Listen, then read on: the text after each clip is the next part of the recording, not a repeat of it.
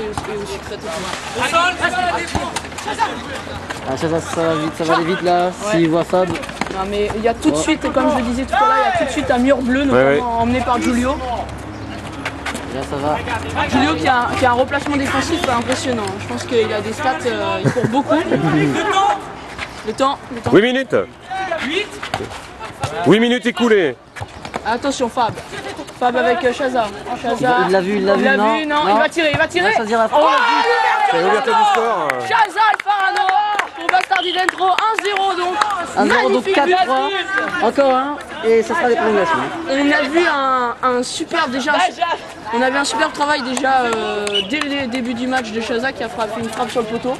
Et là encore une fois il s'est illustré avec une frappe de loin et là ça a fait but. Et on a vu que Fab a bien emmené tous les défenseurs avec lui. Ouais. Attention Chaza parce que Chaza il est en forme là, il a l'air parti. C'est quand même la meilleure façon de commencer la partie. Hein. Parce que maintenant un but d'écart. Ouais mais ça s'annonce chaud pour ce match. je pense que Bastardi Dentro sont capables d'emmener le match comme ils l'avaient fait au match retour contre les Terminales il me semble.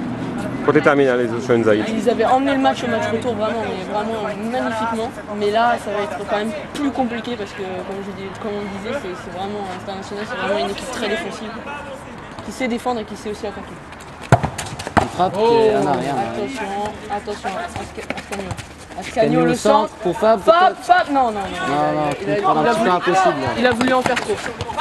Chaza qui est partout là en ce moment, il est en train de faire une remontée alors qu'on l'avait pas trop vu en début de match. Il porte vraiment l'équipe pour l'instant. Benedetto qui a un peu hésité sur cette action. Ouais, disons que c'est un peu une solution de rechange de Benedetto parce que l'absence de Ruggiero. Celle-là, j'ai pris la balle, il n'y a rien à dire. Et Gabriel qui n'est pas d'accord avec la décision arbitrale. Oh, gamba scesa. Attention, l'arbitre a un carton jaune, ça serait vraiment dommage pour cette équipe. À mon avis, c'était un tir loupé. Alors que Giulio est sorti et allait rentrer. Alors là, c'est pour attaquer. C'est clairement pour attaquer. Ah, ils veulent se réconforter. Là, ils veulent égaliser parce que c'est chaud quand même. Rappelons le 4-2 à l'aller, effectivement. Donc maintenant, il y a un écart de but sur la somme des deux matchs de un but. Donc, et mettre un deuxième but pour l'instant. Attention, Coto qui va vite, mais il n'y a personne en attaque. Il n'y a personne. Le problème avec Roberto, c'est qu'il n'est pas en bleu, donc on confond souvent avec. Oh, il a fait un truc à faire. Attention, il va vite aussi.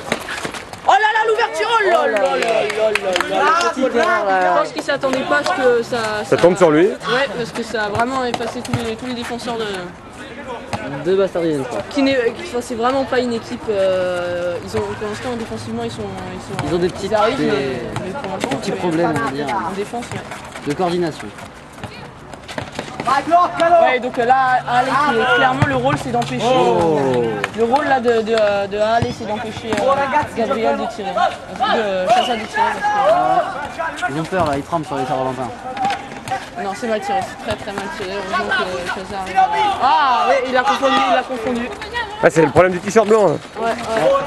C'est vrai que c'est difficile de le voir jouer avec un maillot blanc. Peut-être que Bastardi Dentro devrait demander quelque chose, une intervention de l'arbitre là-dessus. Bon. On va prendre le numéro d'un des remplaçants. Le maillot d'un des remplaçants. Regardez, à chaque fois il se fait avoir chez eux. Je pense que c'est dur cette action. Pour l'instant il est sévère. L'arbitre est très sévère. Il veut être strict. Oui, première effacée. C'est compliqué quand même, mais il arrive à passer. Ce qu'il va faire tranquille. Ouais. Ça va être récupéré pour dégager avec difficulté. Donc on s'attendait que Bastardi Dentro continue leur avance. Alors que là c'est plutôt international qui récupère. Ils essayent de faire le forcing là, pour récupérer ce but immédiatement. Ouais, alors que Nico apparemment il a demandé un changement parce qu'il est. Combien de temps 13 minutes. La première mi-temps, ça siffle à combien 20. 13. Fab, il a vu Chaza, c'est bien fait. Dommage, mais il n'a pas suivi. Un ballon. Matteo qui va jouer long sûrement. Alors que là, Léo est énervé qui peut-être ne comprennent pas les choix De son entraîneur, de leur capitaine, parce que c'est quand même deux éléments importants. Défensivement surtout. C'est direct. Nicolas qui est capable de... Alors que très belle occasion. Hein. Nicolas qui est capable de fermer le jeu lui aussi. Alors que Léo est beaucoup plus technique. Attention, attention. Il faut que Benedetto prend un peu trop de risques là, il vaut mieux dégager face à un grand. L'arbitre va choisir. La sardine. Devant Chaza, mec, devant. C'est pas assez vite Chaza là. Ouais, bien joué, bien. Il y a un changement de... Attention, qu'est-ce qu'il va faire Ascanio ici? Ouais, dommage. Le problème, c'est qu'ils sont pas assez précis. Vraiment, bon problème de précision. Attention, une deuxième balle qui est rentrée. Ouais, c'est sûr qu'avec Ascanio, ils prennent plutôt l'option physique que l'option technique. Et vous êtes fait éliminer par qui, le Real Saint-Val? Par les adultes. Ah, ils se sont fait éliminer en demi-finale aussi. Ouais, par les secondes qu'on retrouvera en finale. Contre le vainqueur de ce match. Ouais. Attention, attention, parce que là, ça peut être dangereux. Mais tout de suite, hein, je me répète. Attention, ça va être après une providence, on va dire, de Matteo. Mais ce qui m'étonnera toujours, c'est qu'il y a toujours une marée bleue, que ce soit en attaque En défense. ou en défense. Ah, il se déplace vraiment par bloc. Alors que pour moi, Oh là là, petite erreur du gardien. alors que pour moi, le meilleur défenseur d'international est rentré Julio, hein, très solide. On l'a déjà vu. Ah, très physique, franchement. C'est le leader de cette équipe. Ouais. Leader mental. Attention Ascanio, il y a eu 2 sur 8 tout de suite. Comme toujours, 2 joueurs. Allez, tout ce jeu, sa rapidité et son physique, mais contre la Real, c'est un peu compliqué quand même. Donc ça s'est un peu fermé ce jeu là, hein. On voit plus trop d'occasions. Ouais, c'est revenu sur le milieu du terrain. Comme au l'aller. On essaye de jouer sur Fabien d'un côté et sur Roberto de l'autre. Roberto de l'autre. Ah, ça commence à s'énerver là. Ouais, bah Sardi Dentro qui a toujours un comportement, un peu plus hors norme. Agressif, on va dire. Agressif avec Gabriel notamment, Fab.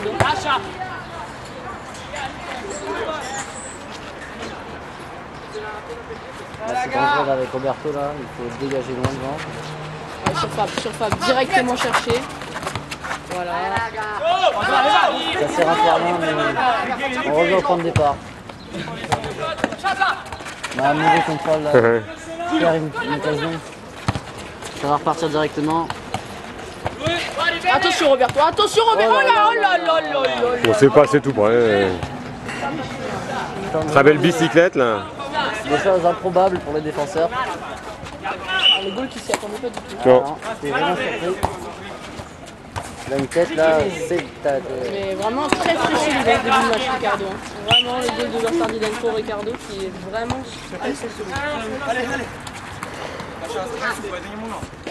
Ah, ils vont jouer long, ça va jouer long. Ah, c'est loupé. Contrôle là, Attention Roberto. Contrôle de Roberto, attention, première mi-temps, ça a amené des buts. Gabriel qui arrive à tenir le rythme pour l'instant. Attention, allez, Giulio. C'est bon, attention, un Julio. petit joueur. C'est tardif, je vais Nico. Ouais, il est arrivé, c'est vrai qu'il Arrive un peu en retard là. il est arrivé en retard sur Gabriel. C'est marrant de voir Gabriel au sol quand même, mais c'est vrai que le seul joueur qui est capable de le faire, c'est Giulio.